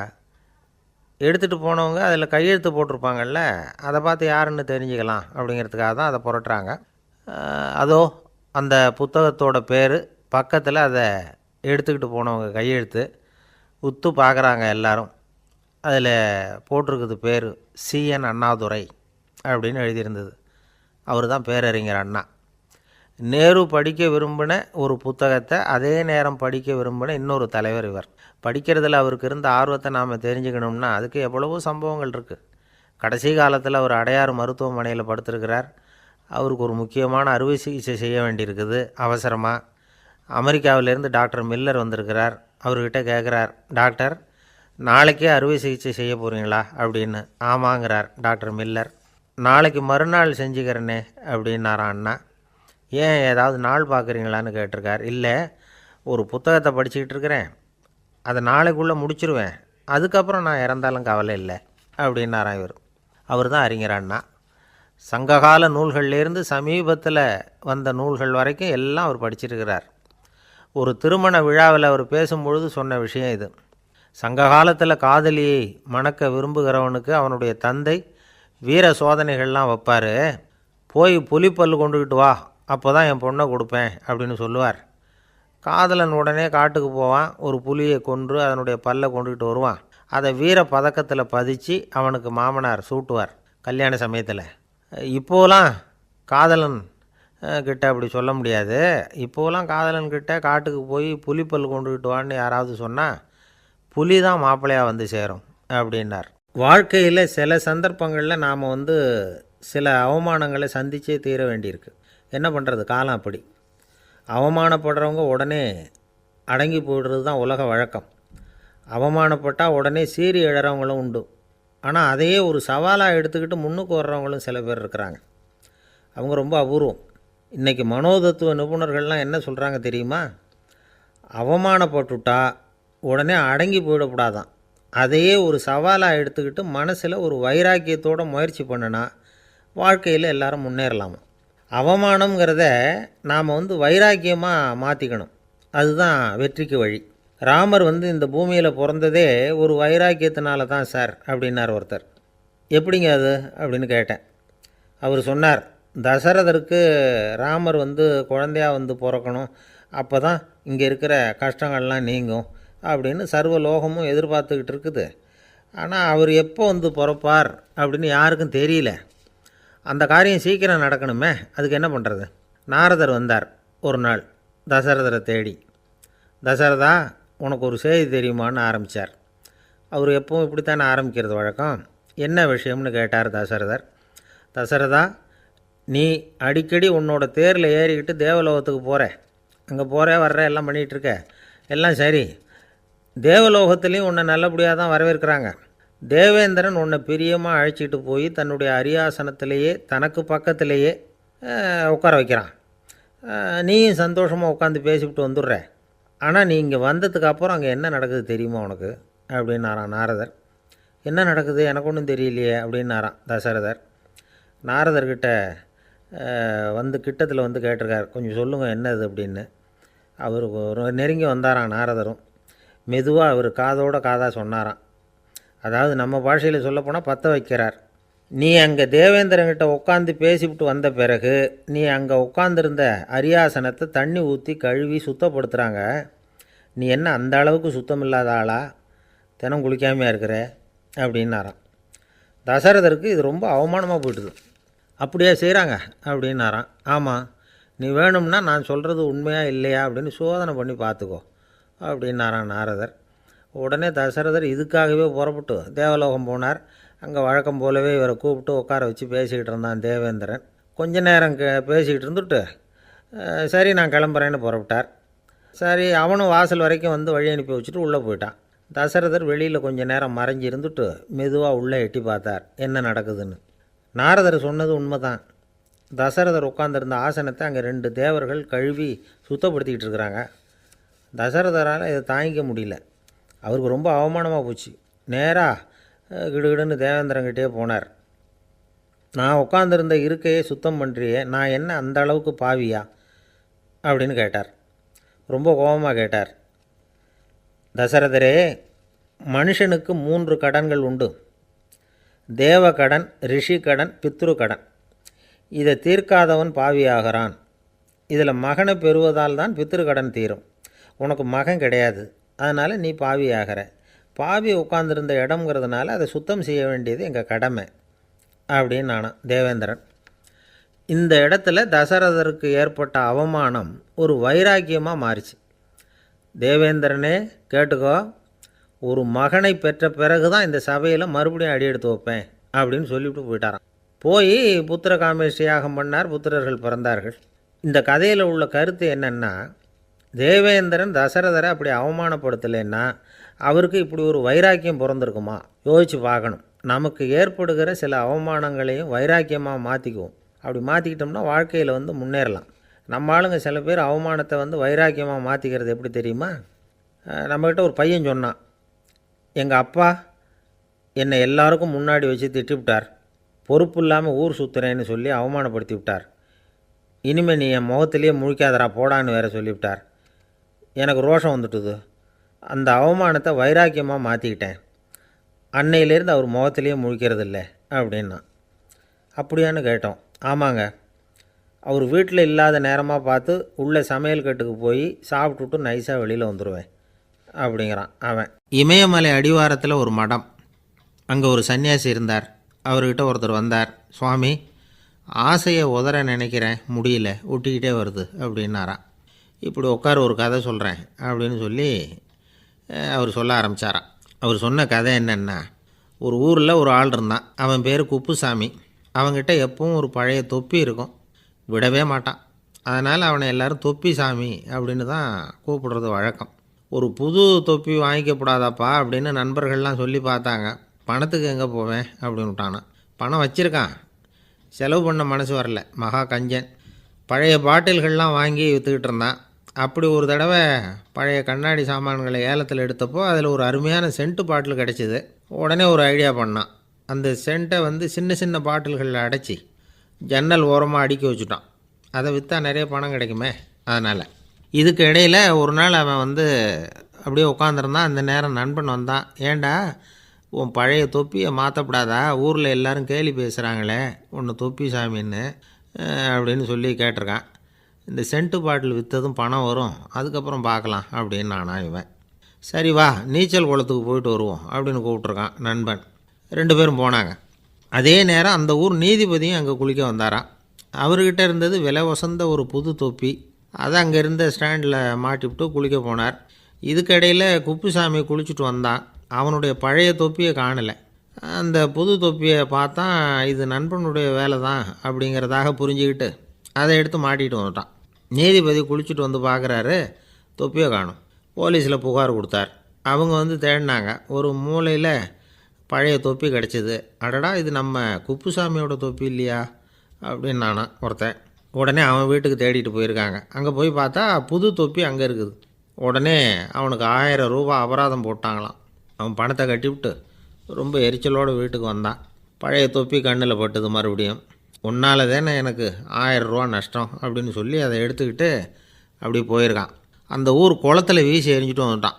அது மீன் பிடிக்கிற ஒருத்தன் கையில் சிக்கிச்சு. அவன் வர்ற வழியில் அதை எடுத்து வேகமாக வீசி எறிஞ்சான். அது நேராக குப்புசாமி வீட்டு ஜன்னல் வழியாக உள்ளே வந்து இந்த சென்ட்டு பாட்டில்கள் மேலே விழுந்து எல்லாம் உடஞ்சி நொறுங்கி போச்சு. குப்புசாமி பார்த்தான். தோட்டத்தில் ஆழமாக ஒரு குழியை வெட்டினான். அந்த தொப்பியை போட்டான், மூடிவிட்டான். இதை அடுத்த வீட்டுக்காரன் பார்த்தான். ஏதோ புதையல் தான் வச்சுருக்கான் போல இருக்குன்னு நினச்சான். போலீஸில் போய் புகார் கொடுத்துட்டான். மறுபடியும் போலீஸ் குழியை தோண்டினாங்க. பழைய தொப்பி மறுபடியும் வெளியில் வந்தது. எல்லோரும் சிரிக்கிறாங்க. அன்னைக்கு ராத்திரியே அந்த தொப்பியை எடுத்துக்கிட்டு நேராக புறப்பட்டான். ஒரு கல்லில் அதை சேர்த்து கட்டி குடிநீர் தொட்டி இருக்கும்ல, அதில் போட்டுட்டு வந்துட்டான். இனிமேல் என்ன பண்ணும் பார்ப்போன்னு. ஒரு நாள் திடீர்னு குழாயெல்லாம் அடைப்பட்டு போச்சு. மாநகராட்சி அலுவலர்கள் என்னன்னு பார்த்தா அந்த பழைய தொப்பி குழாயை அடைச்சிக்கிட்டு இருக்குது. இது குப்புசாமியோட தொப்பிங்கிறது தான் எல்லாருக்கும் தெரியுமே. உடனே குடிநீரை பாழாக்கணத்துக்காக குப்புசாமிக்கு கோர்ட்டு 2500 ரூபா அபராதம் போட்டுவிட்டுது. அதையும் கட்டிவிட்டு வெளில வந்தான். கடைசியாக முடிவு பண்ணான். ஒரு நெருப்பு குச்சியை கிழிச்சான், தொப்பியை கொளுத்தினான், எரிஞ்சுது. எடுத்து வெளில எரிஞ்சான். கொஞ்ச நேரத்தில் தீ அணைப்பு படம் வந்துட்டுது. ஆமாம், இவன் எடுத்து எரிஞ்சது வெளியில் விழுந்து வீட்டு கூரையே பற்றிக்கிட்டு எரிய ஆரம்பிச்சுட்டுது. அவனோட பணத்தாசையும் அதோடு சேர்ந்து எரிஞ்சு போச்சான். இப்படி ஒரு கதை. இந்த கதையை சொல்லி முடித்தார் அந்த இமயமலை அடிவாரத்தில் இருந்த சன்னியாசி. இப்போ அந்த குப்புசாமி எங்கே இருக்கிறான்னு கேட்டார் எதிரில் இருந்தவர். இதோ உன் எதிரிலே இருக்கிறான், நான் தான் அந்த குப்புசாமி அப்படின்னாரான் அந்த சன்னியாசி. அந்த குப்புசாமிகிட்ட இருந்தது மாதிரி ஒரு பழைய தொப்பி நம்ம ஒவ்வொருத்தர்கிட்டையும் உண்டு. அதை எப்படி தொலைக்கிறதுன்னு தெரியாமல் தடுமாறிக்கிட்டு இருக்கிறோம். அது என்ன தொப்பிங்கிறீங்களா? அதுதான் நம்மை சூழ்ந்திருக்கிற மாயை அப்படிங்கிறார் சுவாமி சின்மயானந்தர். மெய்ஞானம் கிடைக்கிறப்போ மாயை எரிஞ்சு போகும் அப்படிங்கிறது அவருடைய கருத்து. நம்மால் ஒருத்தர் வேகமாக ஓடி வந்தார். காலில் மாட்டியிருந்த பழைய செருப்பு ரெண்டையும் ஆவேசமாக தூக்கி ஒரு கிணத்துல போட்டுட்டு வெறுங்காலோடு நடந்து வந்துக்கிட்டு இருக்கிறார். ஏன் அப்படி பண்ணீங்க அப்படின்னு கேட்டோம். அந்த செருப்புக்கு சொந்தக்காரன் பின்னாடி வந்துக்கிட்டு இருக்கிறான், அதனால் அப்படி பண்ணேன் அப்படிங்கிறார் இவர். ஒரு ஊரில் ஒரு இளைஞன் இருந்தான். ஒரு நாள் அவன் ஒரு குருவை தேடிக்கிட்டு புறப்பட்டான். ஊரை விட்டு வெளியில் போனான். போகிற வழியில் ஒரு காடு. அந்த காட்டில் ஒரு மரத்தடியில் ஒரு பெரியவர் உட்காந்துருக்கிறார். அமைதியாக மௌனமாக அவர் அமர்ந்திருக்கிறார். இந்த பெரியவரை விசாரிக்கலாம், குருவை தேடி கண்டுபிடிக்கிறதுக்கு இவர் ஏதாவது ஒரு வழி சொல்லி கொடுப்பார் அப்படின்னு நினச்சிக்கிட்டு அவரை நெருங்கினான். ஐயா, எனக்கு ஒரு குரு தேவை, எங்கே கிடைப்பார்? அவரை எப்படி அடையாளம் கண்டுபிடிக்கிறது? அதை பற்றி ஏதாவது விவரம் சொன்னீங்கன்னா நான் கண்டுபிடிச்சிக்குவேன் அப்படின்ட்டுருக்கான். பெரியவர் நிமிர்ந்து பார்த்தார். தம்பி, அது ரொம்ப சுலபம். அவர் வயசானவராக இருப்பார், என்னை விட சுமார் 30 வயசு அதிகமாக இருக்கும். அவர் ஒரு மரத்தடியில் தான் உட்காந்துருப்பார் அப்படின்ட்டுருக்கான். சரிங்க பெரியவரே, அது என்ன மாதிரியான மரம், எப்படி இருக்கும் அப்படின்னு கேட்டிருக்கான். பெரியவர் அந்த விவரங்களையும் சொல்லியிருக்கிறாரு. அது மட்டும் இல்லை, சந்திக்கிற நாள், நேரம், வினாடி முதற்கொண்டு எல்லா விவரங்களையும் துல்லியமாக சொன்னாராம். இவ்வளவு விவரங்களை இவரால் எப்படி சொல்ல முடியுது அப்படின்னு இவனுக்கு ஆச்சரியம். இருந்தாலும் அந்த பெரியவர் கடைசியாக ஒரு விவரம் சொன்னார். அது என்ன தெரியுமா? எப்படியும் நீ அவரை சந்திக்கிறதுக்கு ஒரு 30 வருஷம் ஆகும் அப்படின்னு சொல்லிவிட்டாராம். ரொம்ப நன்றிங்க பெரியவரே அப்படின்னு சொல்லிவிட்டு அந்த இளைஞன் புறப்பட்டுருக்கான். இப்போ அவனுக்கு குரு பற்றின விவரம் எல்லாம் கிடச்சிட்டுது, சந்திக்கிற நேரமும் தெரிஞ்சுட்டுது. ஆனால் 30 வருஷம் அவரை தேடி அலைய வேண்டியிருக்குமே. அவன் தேட ஆரம்பித்தான். காடு மலை எல்லாம் சுற்றி அலைஞ்சான். பல வருஷங்கள் தேடினான், அழுத்து போயிட்டான். கடைசியில் அவனுக்கும் வயசாகிட்டுது. கடைசியில் தன்னுடைய சொந்த ஊருக்கே திரும்பி போய்கிட்டு இருந்தான். அங்கே ஒரு மரத்தடியில் அவன் தேடிக்கிட்டு இருந்த குருநாதர் கிடைச்சார். யார் அவருன்னா, 30 வருஷத்துக்கு முன்னாடி வழி சொல்லி கொடுத்தாரில்ல அதே பெரியவர். அவருக்கு இப்போ 30 வயசு அதிகமாக இருந்தது. அதே மரம், அன்னைக்கு பெரியவர் சொன்ன அடையாளம் இப்போ பொருத்தமாக இருந்தது. இப்போ அந்த பெரியவர் சொன்னார், சரியாக வந்து சேர்ந்துட்டேன், வா, உனக்காக தான் நான் இவ்வளவு காலமும் காத்துக்கிட்டு இருந்தேன் அப்படின்னாரான். என்ன சொல்கிறீங்கன்றிருக்கான். 30 வருஷத்துக்கு முன்னாடி என்கிட்ட வந்தியே, அப்போவே என் காலம் முடிஞ்சு போயிருந்தது. அப்போவே என்ன உனக்கு அடையாளம் தெரியல, அதனால் இவ்வளவு காலம் உனக்காக காத்துட்ருக்கும்படி ஆகிட்டுது அப்படின்னாரான். ஐயா, அப்போவே நீங்கள் சொல்லியிருக்கலாமே, இதுதான் 30 வருஷம் கழித்து நீ சந்திக்க போகிற இடம், நான் தான் உன்னுடைய குரு அப்படின்னு சொல்லியிருக்கலாமே அப்படின்ட்டுருக்கான். அந்த பெரியவர் சிரிச்சுக்கிட்டே இதுக்கு பதில் சொன்னாராம். நான் எவ்வளவோ விவரமாக தான் சொன்னேன், நீ சரியாக புரிஞ்சிக்கல. காரணம், அப்போது நீ போதுமான அளவுக்கு பக்குவம் பெற்றிருக்கவில்லை, அதனால் புரியும் சக்தி இல்லாமல் போயிட்டுது. அப்போது 30 ஆண்டு காலம் நீ அலைஞ்சி தெரிஞ்சிருக்கிற, அது காரணமாக இப்போ உனக்கு அந்த பக்குவம் வந்துட்டுது, அதனால தான் அடையாளம் காண முடிஞ்சுது, நானே உன்னுடைய குரு அப்படின்னாராம். இதிலேருந்து என்ன தெரியுதுன்னா, ஆன்மீகத்தில் மாணவனாக சேர்றதுக்கு கூட ஒரு பக்குவத்தன்மை தேவைப்படுது. ஒரு பெரிய ஞானி, அவர்கிட்ட சீடனாக இருக்க ஒருத்தன் வந்தான், எதிரில் நின்னான். ஞானி அவனை வெகு நேரம் உற்று பார்த்தார். அப்புறம் சொன்னார், சீடனாக இருக்கிறது ரொம்ப சிரமம்னார். நான் தயாராக இருக்கிறேன்னா. அது இன்னமும் சிரமமாச்சே, இங்கே குருவாக இருக்கிறது மட்டுமே சுலபம் அப்படின்னாராம். அப்படின்னா நான் குருவாகவே ஆகிடுறேன் அப்படின்னானா. இது போலவே இந்த காலத்தில் கதை ஒன்று உண்டு. ஒரு பள்ளிக்கூடத்தில் வகுப்பு ஆசிரியர் மாணவனை திட்டிக்கிட்டு இருந்தார். டேய், நீ 100க்கு 10 மார்க்கு தான் வாங்கிக்கிட்டு இருக்க, இவ்வளவு மோசமாக நீ படித்தா கடைசியில் மாடு மேய்க்கிறது கூட லாய்க்கு இல்லாதவனா ஆகிடுவேன், அதுக்கப்புறம் என்ன செய்ய போகிறேன் அப்படின்னாராம். பையன் தலையை சொரிஞ்சிக்கிட்டே சொன்னானா, சார் அப்படின்னா ஒன்று செய்கிறேன் அப்படின்னானா. இவர் கேட்டிருக்கார், என்ன செய்ய போகிறேன்னு. வேறு என்ன சார், உங்களை மாதிரி ஒரு ஆசிரியர் ஆகிடுறேன் அப்படின்னானா. எனக்கு இது மட்டும்தான் சார் தெரியும், இதை தவிர வேறு எதுவும் தெரியாது அப்படின்னு சொல்லிக்கிட்டே காலம் தள்ளுறவங்க ரொம்ப பேர். அவங்களெல்லாம் கஷ்டப்பட வேண்டியிருக்கும். ஒருத்தர் தன்னுடைய தொழிலில் ரொம்ப கெட்டிக்காரராக இருக்கலாம். அதுக்காக எப்பவும் அதே ஞாபகத்தில் இருந்துக்கிட்டு உலகியல் அறிவு இல்லாமல் இருந்துடக்கூடாது. அது ஆபத்து. இதுக்காக நம்ம தாத்தா பாட்டிலாம் ஒரு கதை சொல்லுவாங்களே, கேள்விப்பட்டிருக்கீங்களா? ஒரு சமயம் ஒரு 4 பேர் சேர்ந்து வெளியூருக்கு பிரயாணம் போனாங்களாம். அந்த 4 பேர் எப்படி தெரியுமா? ஒருத்தர் வேதாந்தி, இன்னொருத்தர் சங்கீத வித்வான், 3வது ஆள் வைத்தியர், 4வது ஆள் ஜோசியர். இவங்க 4 பேரும் நண்பர்கள். அதனால் சேர்ந்து புறப்பட்டாங்க. வழியில் ஒரு ஊரில் தங்கினாங்க. இருட்டி போச்சு. அதனால் இன்றைக்கி ராத்திரி இங்கேயே தங்கி இருந்துட்டு நாளைக்கு புறப்படலாம் அப்படின்னு தீர்மானம் பண்ணாங்க. சாப்பாட்டுக்கு என்ன பண்ணுறது? அங்கேயே கடத்தெருவுக்கு போய் சாமான்லாம் வாங்கியாந்து சமைச்சி சாப்பிட்லாம்னு முடிவு பண்ணாங்க. 4 பேர் இருக்கிறதுனால ஆளுக்கு ஒரு காரியமாக செய்யலாம் அப்படின்னு வேலையை பிரிச்சுக்கிட்டாங்க. வைத்தியர் கரிகாய் வாங்க போனார், வேதாந்தி எண்ணெய் வாங்க போனார், ஜோசியர் பலசரக்கு வாங்க போனார், சங்கீத வித்வானுக்கு சமைக்கிற வேலை. எல்லாம் சரி. ஆனால் நடந்தது என்ன தெரியுமா? கடைத்தெருவுக்கு காய்கறி வாங்க போனார்ல வைத்தியர், அங்கே போய் மார்க்கெட்டில் பார்த்தார். ஒவ்வொரு கறிகாயாக எடுத்து பார்த்தார். இது பித்தம், உடம்புக்கு ஒத்துக்காது, இது வாயு, உடம்புக்கு ஒத்துக்காது அப்படின்னு ஒவ்வொன்றா தள்ளினார். கடைசியில் ஒன்றுமே தேரல. வெறுங்கையோடு திரும்பி வந்துக்கிட்டு இருக்கிறார். எண்ணெய் வாங்க போனார் வேதாந்தி, அவர் ஒரு தொன்னையில் எண்ணெயை வாங்கினார். பேசாமல் அதை எடுத்துகிட்டு வர வேண்டியது தானே, முடியல. அவருடைய வேதாந்த மூளை சிந்திக்க ஆரம்பிச்சுட்டுது. இந்த தொன்னைக்கு எண்ணெய் ஆதாரமா அல்லது எண்ணெய்க்கு தொன்னை ஆதாரமா அப்படிங்கிற ஆராய்ச்சியில் இறங்கினார். என்னாச்சு தெரியுமா? அப்படி கவுத்து பார்த்தார். வாங்கின எண்ணெய் பூராவையும் வழியில் கொட்டிவிட்டு வெறும் தொன்னையோடு சேர்ந்தார். பலசரக்கு வாங்க போனார் ஜோசியர். அவர் ஒரு வழியில் பார்த்தாரு. வழியில் வந்தவங்களெல்லாம் அங்கங்கே ஒரு மரத்தடியில் உட்கார வச்சு அவங்களுக்கெல்லாம் ஆர்வம் சொல்ல ஆரம்பிச்சிட்டார். அப்படி ஒவ்வொருத்தராக சொல்லி முடிச்சுட்டு கடத்தருக்கு போய் சேர்ந்தார். இவர் அங்கே போய் சேர்றதுக்குள்ளே ரொம்ப நேரம் ஆகிட்டுது. கடையெல்லாம் பூட்டிவிட்டு போயிட்டாங்க. என்ன செய்கிறது? அவரும் வெறுங்கையோடு திரும்பி சேர்ந்தார். சரி, இவங்க கதை தான் இப்படி ஆச்சு. அங்கே சமைக்கிறதுக்காக உட்காந்துருந்தார் சங்கீத வித்வான். அவர் கதை என்னாச்சு தெரியுமா? அங்கே அவர் அடுப்பை பற்ற வச்சு ஒலையை கொதிக்க வச்சார். அதாவது ஒரு பானையில் தண்ணியை ஊற்றி அடுப்பில் வச்சார். அது கொதிக்க ஆரம்பிச்சிது. தண்ணி கொதிக்கிற சத்தம் இருக்குதுல்ல, அது இவருக்கு தாளம் போடுறது மாதிரி இருந்தது. ஒரே குஷி, பாட ஆரம்பிச்சிட்டார். பாடிக்கிட்டே உற்சாகமாக கையில் இருந்த கரண்டியால் அந்த பானையில் தட்டினார், தாளம் போடுறதா நினச்சிக்கிட்டு. அவ்வளவுதான், பானை பட்டுன்னு உடஞ்சி போச்சு. தலையில் கையை வச்சுக்கிட்டு அவரும் உட்காந்துட்டார். எந்த தொழில் தெரிஞ்சாலும் சரி, அதை புத்திசாலித்தனமாக பயன்படுத்த தெரியலன்னா ஆபத்து தான். அதுக்காக தான் இந்த கதை. ஒரு பஸ்ஸு டிரைவர் ரொம்ப கெட்டிக்காரர். பஸ்ஸை ரொம்ப திறமையாக ஆபத்து இல்லாமல் ஓட்டினதுக்காக பரிசுலாம் வாங்கினவர். அவரே ஒரு படகு ஓட்டுறதுக்காக அழைச்சிட்டு போயிருக்கிறாங்க, மோட்டார் படகு. அதையும் ரொம்ப திறமையாக தான் ஓட்டிகிட்டு போயிருக்கிறாரு. நடுக்கடலில் போனதும் படகு நின்று போச்சு. மோட்டாரில் ஏதோ கோளாறு. என்ன செய்யலாம் அப்படின்னு அந்த டிரைவரை கேட்டிருக்கிறாங்க படகுல இருந்தவங்கெல்லாம். அப்போ அவர் சொன்னாராம், கவலைப்படாதீங்க, ஒன்றும் பிரச்சனை இல்லை, எல்லோரும் கொஞ்சம் கீழே இறங்கி பின்னாடி தள்ளுங்க, மோட்டார் ஸ்டார்ட் ஆகிடும் அப்படின்னாராம். ஒரு காலத்தில் பிரஷ்யா அப்படின்னு ஒரு தேசம் இருந்தது. இப்போ ஜெர்மனி இருக்குல்ல, இதோட பெரும்பகுதி ஒரு காலத்தில் பிரஷ்யாங்கிற பேரில் இருந்தது. அப்போ அதுக்கு அரசராக இருந்தவர் மகா ஃப்ரெடரிக், அதாவது ஃப்ரெடரிக் தி கிரேட் அப்படின்னு சொல்லுவாங்க.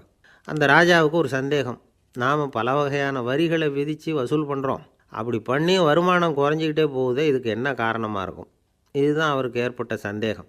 ஒரு சமயம் அந்த அரசர் தம்முடைய அமைச்சர்களையும் பிரபுக்களையும் தளபதிகளையும் கூப்பிட்டு ஒரு விருந்து வச்சார்.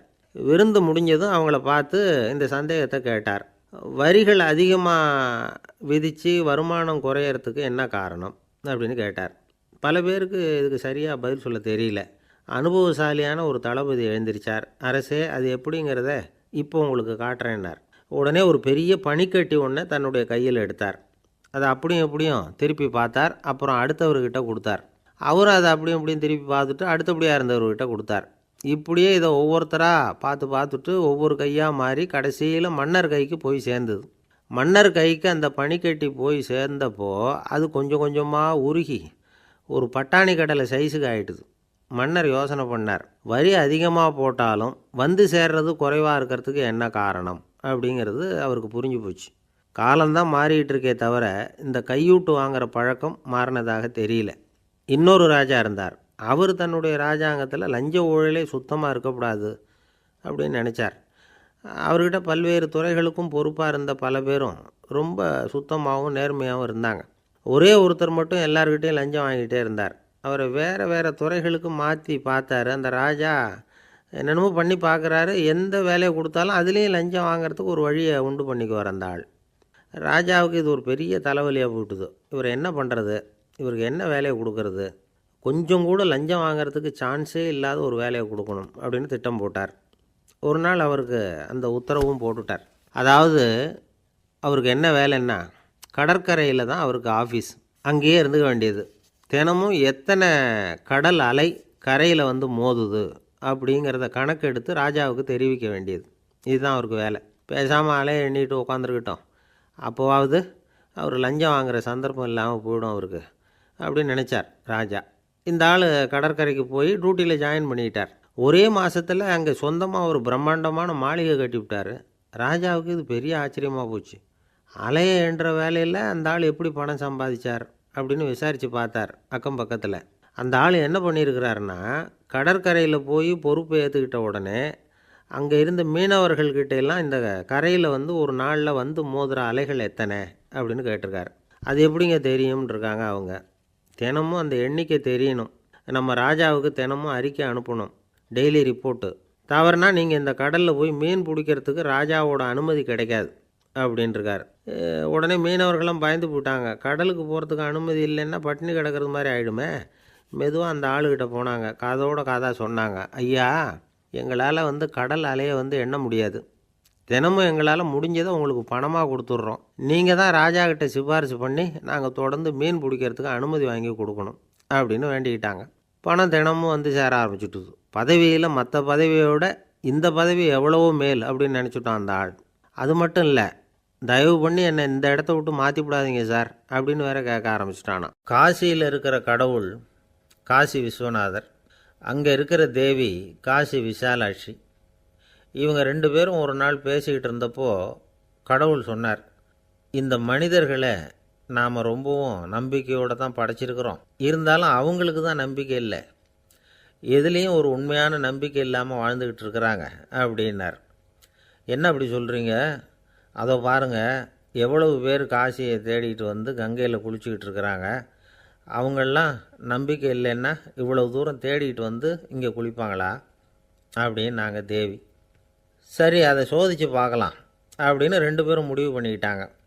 உடனே ஒரு திட்டம் போட்டாங்க. அது எப்படின்னா, நாம் ரெண்டு பேருமே பக்தர்கள் மாதிரி உருவத்தை மாற்றிக்கிட்டு கங்கை கரைக்கு போக வேண்டியது. நான் வந்து கங்கையில் இறங்கி குளிக்கிறேன். கொஞ்ச நேரத்தில் சுழலில் மாட்டிக்கிட்டது மாதிரி நடிக்கிறேன். நீ உடனே கரையிலிருந்து சத்தம் போடு, என்னோடய வீட்டுக்காரரை யாராவது காப்பாற்றுங்களேன்னு சத்தம் போடும். அதோடு இன்னொன்று சொல்லு, யாராவது ஒரு புண்ணிய ஆத்மா அவர்கிட்ட போய் அவருடைய முடியை பிடிச்சி இழுக்கணும். அப்படி ஒரு சாபம் இருக்குது எங்களுக்கு. புண்ணிய ஆத்மா, அதாவது எந்த பாவமும் செய்யாத இல்லாத ஒருத்தர் தான் அவரை காப்பாற்ற முடியும். அப்படிப்பட்டவங்க யாராவது வெள்ளத்தில் குதித்து என்னுடைய கணவரை காப்பாற்றுங்கோ அப்படின்னு நீ சத்தம் போடு, கூச்சல் போடு, என்ன நடக்குதுன்னு பார்க்கலாம் அப்படின்னார் கடவுள். சரின்னு சொல்லி ரெண்டு பேருமா சாதாரண பக்தர்கள் மாதிரி கங்கை கரைக்கு வந்து சேர்ந்தாங்க. அவர் இறங்கி குளித்தார். திட்டம் போட்டது மாதிரியே சுழலில் மாட்டிக்கிட்டது மாதிரி கத்துனார். கரையில் இருந்த அந்த அம்மா, ஐயோ என் கணவரை காப்பாற்றுங்களேன், யாராவது காப்பாற்றுங்களேன்னு கத்துனாங்க. பல பேர் ஓடி வந்தாங்க. உடனே இவங்க, பாவம் இல்லாத புண்ணிய ஆத்மா ஒருத்தரால் தான் என்னுடைய கணவர் காப்பாற்றப்படணுங்கிறது விதி, அப்படி ஒரு சாபம் இருக்குது, அதனால் புண்ணிய ஆத்மா யாராவது அவர்கிட்ட போய் அவர் முடியை பிடிச்சி தூக்குனா அவரை காப்பாற்றி போடலாம் அப்படின்னாங்க. இவங்க இப்படி சொன்னதும் எல்லோரும் திகைச்சு போய் நின்றுட்டாங்க. ஒவ்வொருத்தருக்கும் அவங்க செஞ்ச பாவம்லாம் ஒவ்வொன்றா ஞாபகத்துக்கு வர ஆரம்பிச்சுட்டுது. சரி, இதுக்கு நாம் லாயக்கு இல்லை அப்படின்னு சொல்லி ஒதுங்கி போக ஆரம்பிச்சிட்டாங்க எல்லாம். இந்த சமயத்தில் யாரோ ஒருத்தர் வேகமாக ஓடி வந்தார். ஆற்றுல குதித்தார். அவர்கிட்ட போனார், முடியை பிடிச்சார், தூக்குனார், அவரை காப்பாற்றி கரைக்கு கொண்டுட்டு வந்துட்டார். அப்படி காப்பாற்றின அந்த ஆளை இவங்க ரெண்டு பேரும் தனியாக கூப்பிட்டுக்கிட்டு ஒரு மண்டபத்துக்கு வந்துட்டாங்க. வந்து விசாரிக்கிறாங்க. நீ யாரப்பா அப்படின்னு கேட்குறாங்க. ஏதும் தெரியாத மாதிரி. நான் இந்த ஊர் அன்ன சத்திரத்தில் வேலை செய்கிற ஒரு சமையல்காரன் அப்படிங்கிறார். நீ வந்து கங்கையில் குளிக்கிறது உண்டான்னு கேட்டிருக்காங்க. நான் இந்த ஊர்லேயே தான் இருக்கிறேன், இருந்தாலும் தினமும் கங்கையில் குளிக்கிறது இல்லை, எப்போவாவது ஒரு நாள் அங்கே குளிப்பேன் அப்படின்னார். கங்கையில் மூழ்கி எழுந்திரிச்சா பாவம்லாம் தொலையும்னு சொல்கிறாங்க. அப்படி இருக்கிறப்போ அங்கே இன்றைக்கி கங்கையில் குளிச்சுக்கிட்டு இருக்கிறவங்கெல்லாம் தங்களை வந்து புண்ணிய ஆத்மாவா நினைக்கல. கங்கையில் குளிக்காத நீ உன்னை வந்து புண்ணிய ஆத்மாவா நினச்சி என்னை காப்பாற்ற வந்திருக்கிற, அது எப்படி அப்படின்னு கேட்டார். அதுக்கு அந்த ஆள் சொல்கிறான், கங்கையில் குதித்ததுக்கு அப்புறம் தானே உங்களை காப்பாற்ற போகிறோம். அப்படி குதிக்கும் பொழுது என்னுடைய பாவம்லாம் போயிருக்கும்ல, நான் புண்ணிய ஆத்மாவாக ஆயிருப்பேனே, அதனால தான் துணிஞ்சு வந்து உங்களை காப்பாற்றினேன் அப்படின்னா. கடவுளும் தேவியும் அவனுக்கு வந்து காட்சி கொடுத்தாங்களாம். இப்படி ஒரு கதை உண்டு. அதாவது கங்கையில் குளிச்சுக்கிட்டு இருக்கிறவங்களுக்கே தங்களுடைய பாவம் போகுங்கிற நம்பிக்கை பரிபூர்ணமாக இல்லை, குளிக்காத ஒருத்தனுக்கு அந்த நம்பிக்கை இருந்தது. அதனால் அவனால் கடவுளை பார்க்க முடிஞ்சது. கடவுளை வந்து நாமளும் பார்க்க முடியுமா முடியாதா அப்படிங்கிற குழப்பம்லாம் நமக்கு வேண்டியதில்லை. நம்பிக்கையோடு வாழணுங்கிற உண்மையை மட்டும் இந்த கதையிலேருந்து புரிஞ்சுக்கிட்டால் போதும். ஏன்னா இந்த கதையை கேட்டுட்டு ஒரு நண்பன் குதர்க்கமாக ஒரு கேள்வி கேட்டான். ஏன் சார், கங்கையில் குளித்தா பாவம் போயிடும்னு சொல்கிறீங்களே, நான் எனக்கு வேண்டாத ஒருத்தனை அழைச்சிட்டு போய் கங்கையிலேயே தள்ளி விட்டுட்டு அதுக்கப்புறம் அங்கேயே முழுக்க போட்டுட்டு நான் செஞ்ச பாவத்தை வந்து அதுலேயே கழுவி விட்டுட்டு மறுபடியும் உங்ககிட்ட வந்துடும்